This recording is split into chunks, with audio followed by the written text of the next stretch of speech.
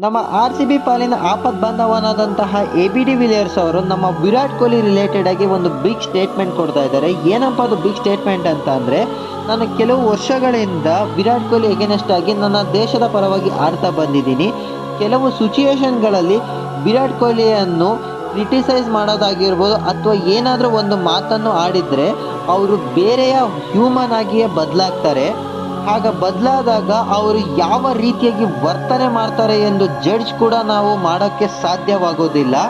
ಇದರಿಂದಾಗಿ ನಾನು ನನ್ನ ಪ್ಲೇಯರ್ಸ್ಗೆ ಹೇಳೋದು ಒಂದೇ, ಎಂದಿಗೂ ಕೂಡ ವಿರಾಟ್ ಕೊಹ್ಲಿಯನ್ನು ಹೆದರಾಕೊಳ್ಳೋದೇ ಆಗಿರ್ಬೋದು ಅಥವಾ ಒಂದು ಮಾತು ಕೂಡ ನೀವು ಅವರ ವಿರುದ್ಧವಾಗಿ ಆಡಲು ಹೋಗಲೇಬೇಡಿ ಎಂದು ಪಿಚ್ನಲ್ಲಿ ಹೇಳ್ತಾ ಇರ್ತೀನಿ.